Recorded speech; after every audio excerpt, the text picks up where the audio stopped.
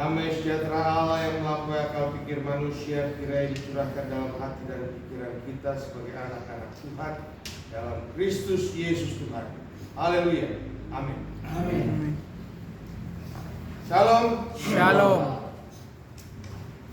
Bapak Ibu Saudara yang kasih Tuhan, tema firman Tuhan hari ini adalah Dia pergi untuk kembali. Diambil dari Yohanes 14 ayat 1 sampai ayat yang 3. Dari kesaksian yang tadi kita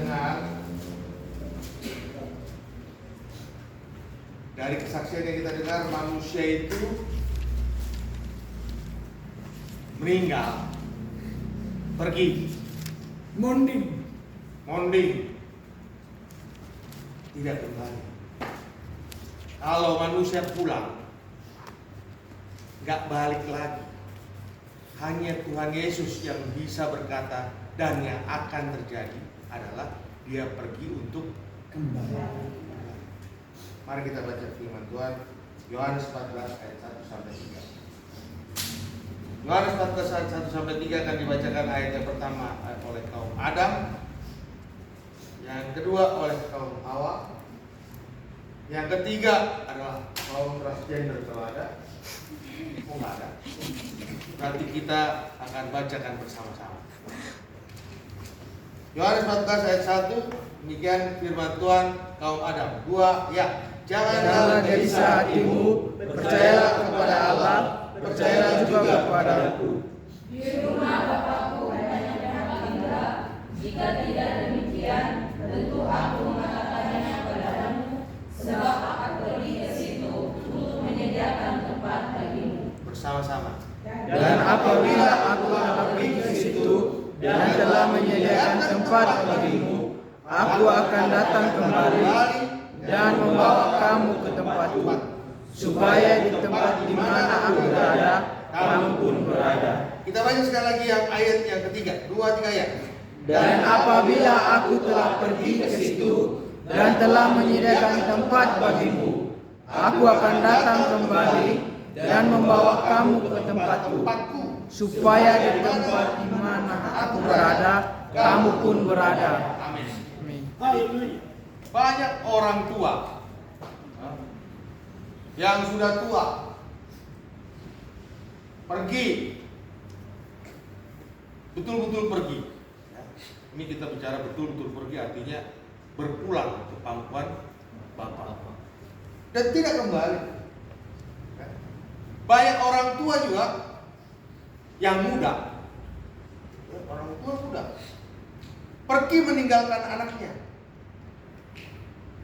tidak bertanggung jawab. Istilah kata kalau di orang Islam itu mau nikah gini, saya terima nikahnya, saya males nafkahinnya.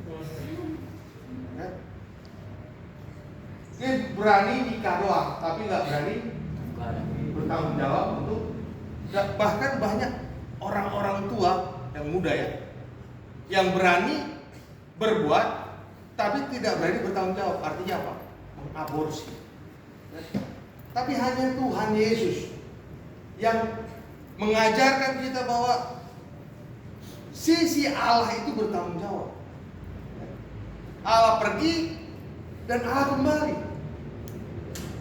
Jadi ada kelahiran, ya, luar biasa, rangkaian keselamatan ilahi Allah itu lengkap.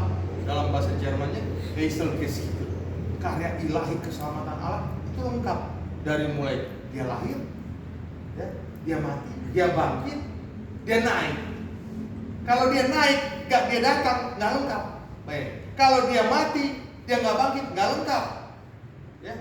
Kalau dia mati, nggak ada yang lahir, nggak lengkap.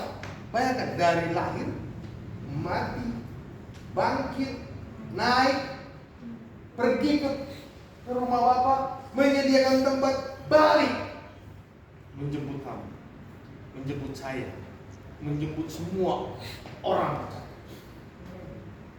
Ini luar biasa. Jadi Allah itu karyanya lengkap, sempurna. Allah itu masterpiece, luar biasa. Allah juga tidak tanggung-tanggung kalau bekerja. Oleh sebab itu kita jangan tidak percaya. Ya, jangan kita tidak percaya karena Dia Allah yang maha sempurna, yang kalau bekerja Dia tidak tanggung-tanggung bekerja. Kalau Dia memilih kita, Dia menjamin kita. Saya tadi melihat siapa nama? Hah? Siap. Siap. Sevi. Iya. Saya lihat dia ya. Saya biasanya lihat mahasiswa itu dari ujung rambut sampai ujung kaki. Sevia ini sepatunya bolong-bolong. Ya, bolong-bolong. Kamu percaya bahwa Allah akan memberikan kamu sepatu baru? Ya. Amin. Nanti pulang minta pastor. Jangan lupa minta dari saya. Jadi Allah itu menjamin hidupmu. Amin. Kau jangan khawatir. Ya. Jangan takut dan khawatir. Burung di udara Tuhan pelihara, apalagi burungmu. Apalagi engkau. Amin. Ya, jadi Bapak Ibu Saudara, Wanita kalau dibilang buruk ketawa ya. itu pancingan Pak. Tapi yang ketawa ibu perempuan. Jadi Tuhan memelihara engkau. Amin. Orang tua masih ada. Jadi saya melihat dari ujung rambut hingga ujung kaki. Memang kayaknya hidupku penuh dengan pergumulan. Amin. Kamu juga hidup dengan pergumulan ya. Tuhan. Sepatumu ada yang beli? Minta sama pastor. Minta sama saya. Tuhan. Nah, ada alasan yang harus kita renungkan. Kalau Tuhan itu pergi, ya, kenapa dia pergi? Pertama ada 4 ya. Mengapa Yesus pergi? Pertama, Yesus mendewasakan gerejanya. Yang kedua, Yesus sedang memberdayakan gerejanya. Yang ketiga, Dia pergi untuk menyertai gerejanya. Yang keempat, Dia pergi untuk memastikan masa depan gerejanya. Amin. Ada 4 hal. Ya. Yang pertama, Yesus mendewasakan gerejanya. Jadi gereja itu bukan tempat, tapi orangnya. Ya.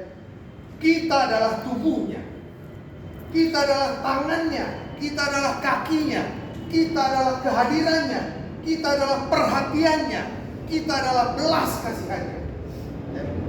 Jadi Dia pergi untuk mendewasakan gerejanya.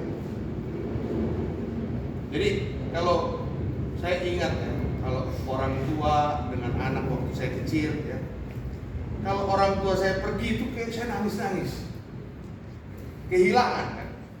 Nah, mulai beranjak masa anak-anak kecil ya, anak kecil dan anak dewasa ya, anak-anak kecil, anak-anak dewasa. Artinya masa anak-anak yang sudah mendekati pubertas itu masuk ke SD. SD itu lepas dari tangan orang tua itu susah, betul? Ya, nggak tahu ya kalau di kampung ya. Kalau di kampung mungkin lebih mandiri ya. Jadi lepas dari tangan orang tua itu susah. Waktu dilepas kita nangis, kayaknya kita sendiri. Tapi orang tua kita itu sebenarnya memantau dari jendela, lihat. Ya.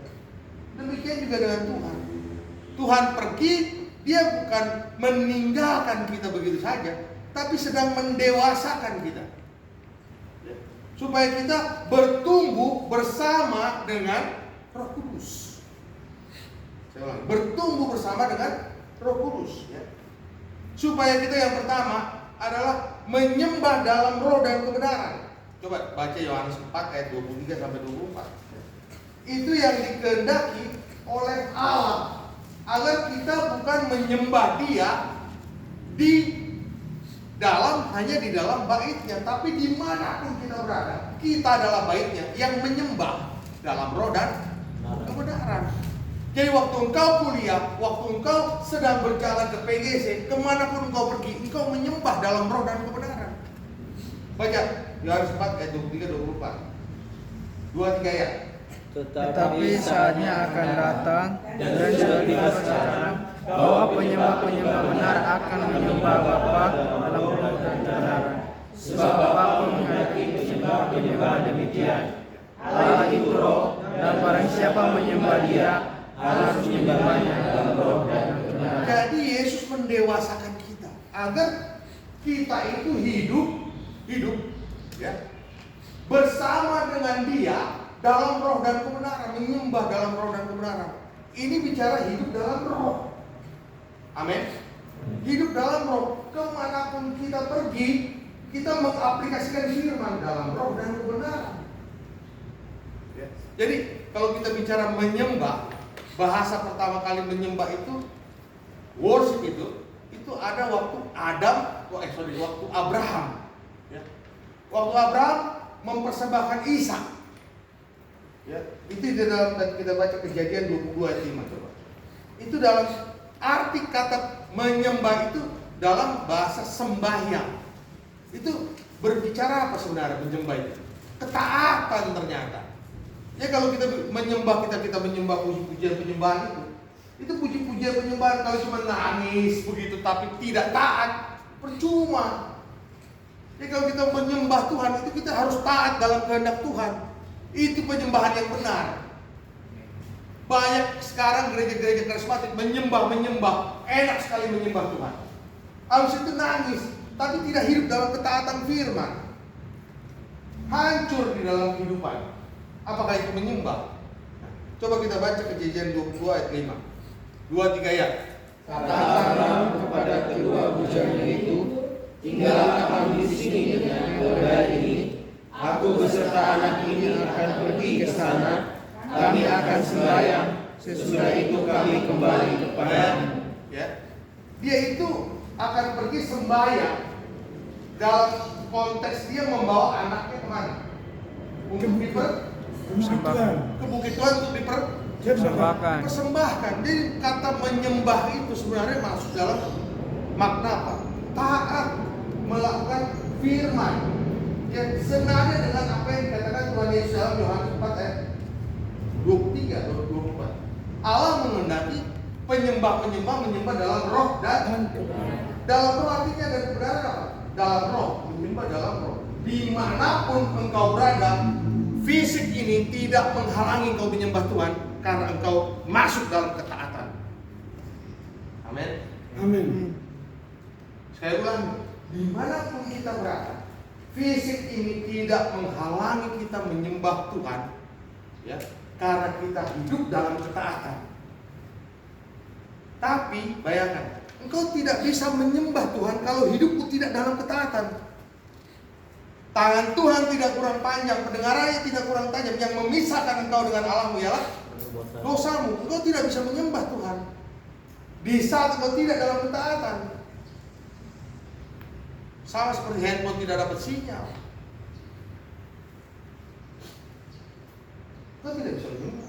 Jadi menyembah dalam roh dan kebenaran, dalam ketaatan. Ya. Matius 10 ayat 32 dan 33. Baca bersama saya. Ya. Allah di dalam Kristus Yesus, Dia pergi untuk mendewasakan gerejanya supaya gerejanya juga tidak meragukan Injil. Baca bersama-sama 2-3 ya. Matius 10 ayat 32-33. 2-3 ya. Setiap orang yang mengakui aku di depan manusia, aku juga akan mengakuinya di depan Bapa-Ku yang di surga. Tetapi barang siapa menyangkal aku di depan manusia, aku juga akan menyangkalnya di depan Bapa-Ku yang di surga. Haleluya. Amin. Jadi hidup dalam ketaatan, menyembah dalam roh dan kebenaran. Artinya apa? Anda didewasakan. Tuhan Yesus tidak bersama dengan kita, tapi Roh Kudus bersama dengan kita. Waktu kita bertemu dengan orang, kemanapun engkau pergi, engkau membahasakan Kristus, baik dengan perilakumu maupun dengan mulut. Amin.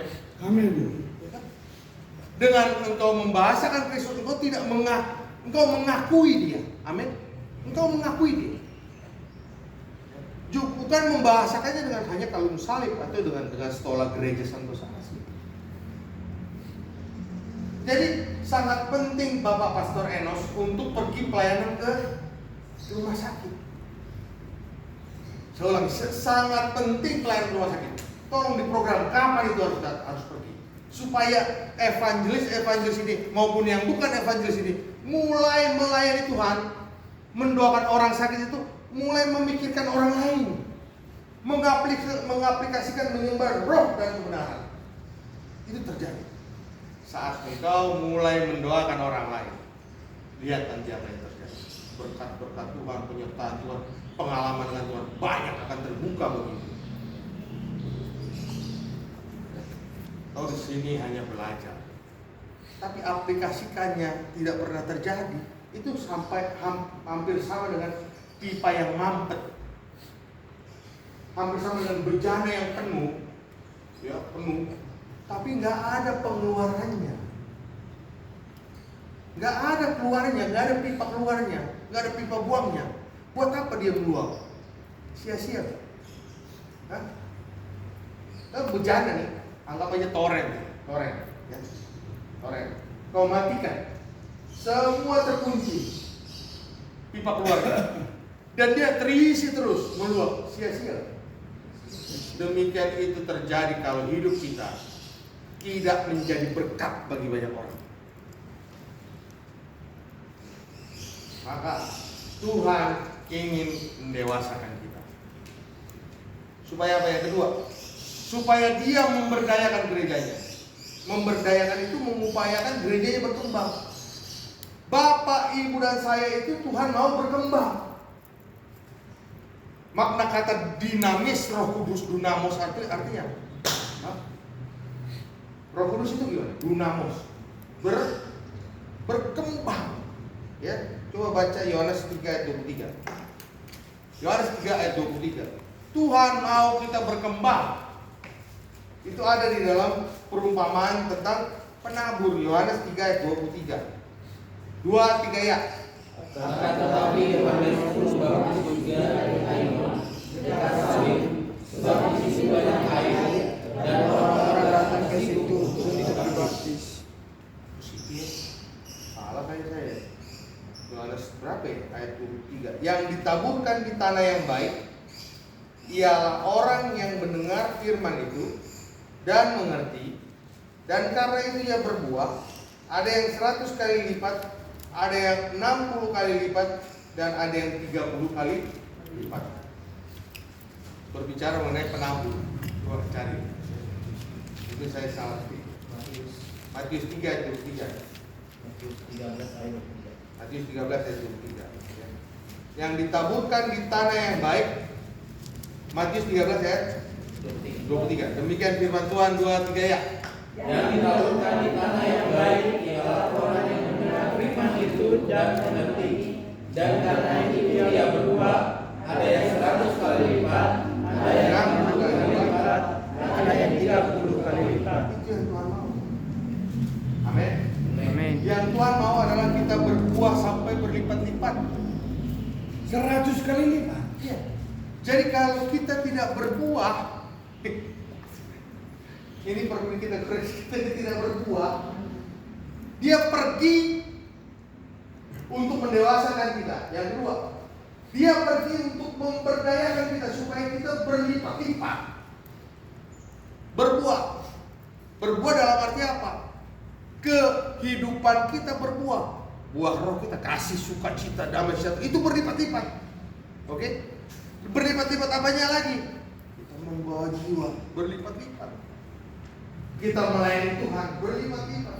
Udah gak memikirkan diri sendiri, udah jauh memikirkan diri sendiri. Ini udah berbicara berbuah. Jadi kalau hidup kita tidak berbuah, apa kita mengaplikasikan firman? Ya, ini kita mulai belajar kepada firman. Dikatakan yang ditaburkan di tanah yang baik adalah orang yang mendengar firman itu. Bukan sampai di situ aja. Semua kita mendengar. Dilanjutkan apa? Dan mengerti. Ya kan? Mendengar firman itu dan mengerti. Tapi nggak sampai di situ lagi. Mendengar. Ingat ya, ada kata mendengar. Habis itu mengerti dan berbuah. Jadi kalau mendengar belum mengerti, kejar sampai mengerti. Halo? Jangan berhenti. Ya. Kalau mendengar belum mengerti, kejar sampai mengerti. Kalau baca firman pribadi di rumah atau di kamar belum mengerti, kejar sampai dapat apa yang Roh Kudus mau. Sampai mengerti pun belum sampai situ, kejar sampai berbuah. Tujuannya apa? Supaya ini digenapi, bos. Saya ulangi, supaya ini digenapi. Jadi kalau kau cuma sampai di kata mendengar, itu masih jauh, masih satu berbuah, ini masih ada satu step, dua step lain ya. Mendengar, mengerti, dan karena itu ia berbuah. Sebenarnya ada firman Tuhan lagi. Waktu ia berbuah, dia diproses lagi, dipangkas, dipotong lagi dahan-dahannya supaya dia semakin berbuah. Jadi kalau orang yang berbuah, pendeta dia sudah berbuah, atau pengusaha dia sudah berbuah, tiba-tiba dia jatuh miskin, itu nggak ada masalah. Itu supaya dia semakin berbuah nantinya. Amin. Amin. Itu luar biasa proses Tuhan. Jadi kalau kita mengerti proses Tuhan, kita nggak gampang kecil hati. Oh gini ya, kok susah ya. Kesusahan itu bagian daripada proses berbuah yang semakin lebat. Amin. Anak Tuhan itu nggak usah kecil hati. Anak Tuhan tidak perlu kecil hati. Proses Tuhan terjadi untuk mendewasakan kita, untuk memberdayakan gerejanya. Yang ketiga, Yesus memastikan gerejanya ada dalam penyertaannya dan memastikan dunia tidak bisa menjauhkan gerejanya dari kasihnya. Amin. Mari kita baca Yohanes 14.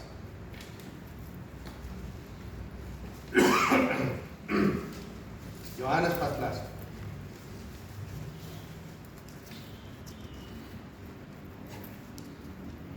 Ayat 15.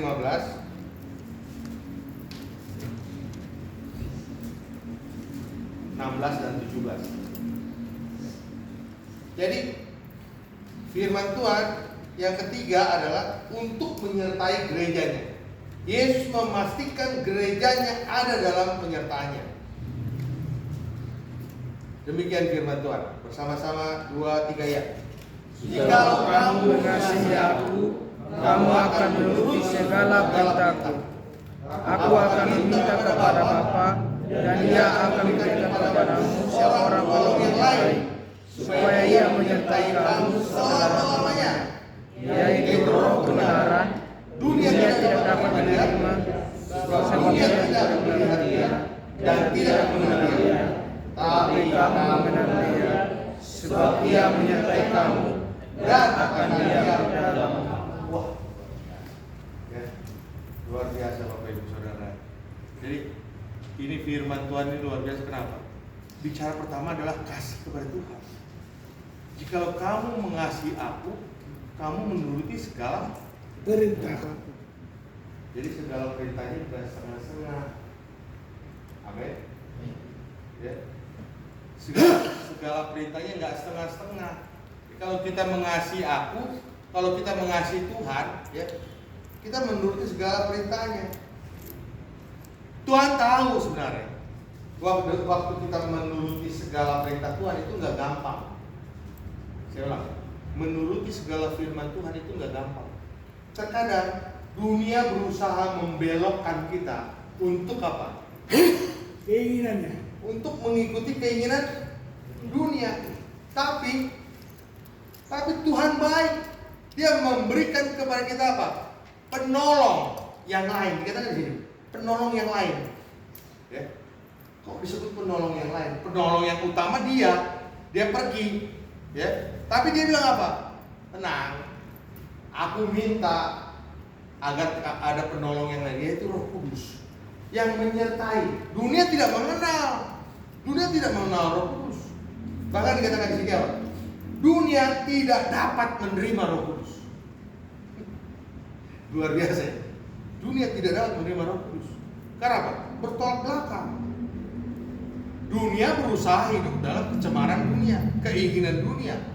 Sedangkan Roh Kudus keinginan Bapa. Ingat itu. Memang lagu-lagu dunia enak. Ya kan? Lipstick dunia enak. Make up dunia enak. Tapi ingat, kalau semua dikuduskan, misalnya engkau ingin sehat, kita bicara sehat, sehat, badanmu akan mengikuti itu. Jadinya badanmu akan menjadi steril, kuat. Tapi kau mengejarnya adalah sehat bersama tuh kuat. Bicara lain, aku ingin bodybuilder supaya aku dilihat keren. Beda bos. Ini keinginan dunia loh, supaya dilihat keren. Jadi bodybuilder, ya kan? Tapi kalau keinginan yang dari Tuhan, awalnya adalah sehat untuk kemuliaan Tuhan. Halo, dua hal yang berbeda ini. Ini tarikannya agar engkau dilihat orang. Ini engkau untuk aku sehat, untuk aku bisa melayani Tuhan terus menerus. Lain cerita kan? Ya. Ini jelas ini. Bahkan dikatakan dunia tidak dapat menerima dia, sebab dunia tidak melihat dia dan tidak mengenal dia. Tapi kamu mengenal dia, sebab ia menyertai kamu dan akan diam di dalam kamu. Jadi Roh Kudus itu diam dalam kita, mengerjakan pekerjaan-pekerjaan yang luar biasa, memberikan kita kesehatan, memberikan kita menjadi penampilan kita lebih baik. Ya, itu pekerjaan Roh Kudus yang luar biasa. Yang terakhir adalah untuk memastikan masa depan gereja. Ya. Jadi Tuhan Yesus pergi untuk memastikan masa depan gereja.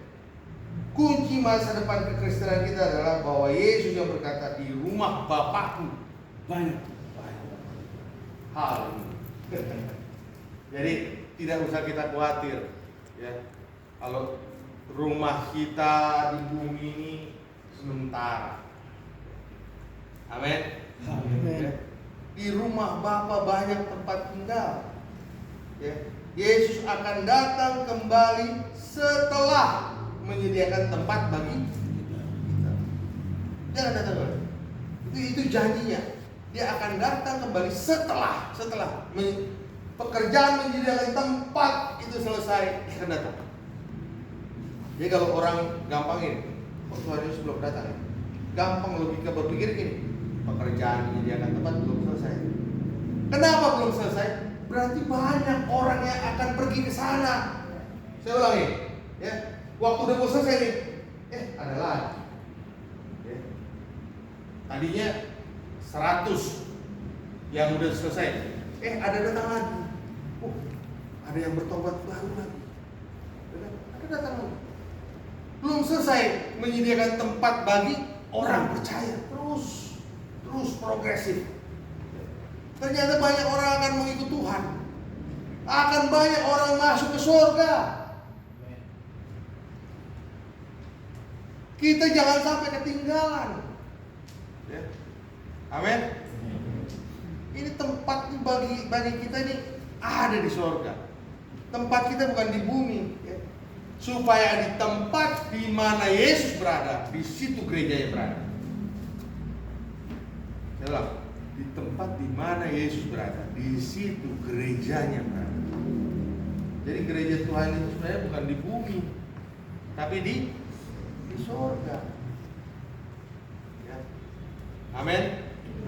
Kiranya firman Tuhan memberkati kita. Kita bernyanyi, Yesus kau kebenaran. Yesus kau kebenaran yang menyelamatkanku, kau memberikanku hidup dan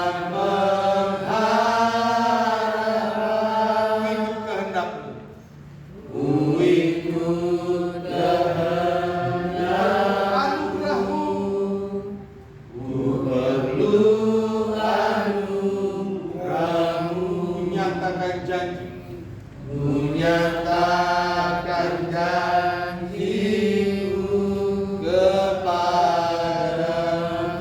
Kalau ku hidup bagimu. Kalau ku hidup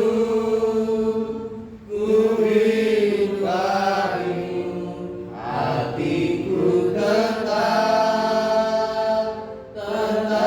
menyembah-Mu. Dunia tak bisa menjauhkanku dari kasih-Mu. Mataku tetap memandang-Mu. Kalau ku hidup bagimu, mataku tetap memandang-Mu.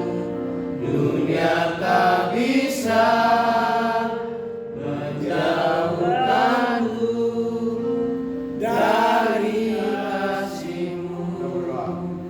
Terima kasih Bapa untuk kebenaran firman-Mu, bahwa kami ada di dalam koridor, bahwa Engkau Allah yang menjamin hidup kami.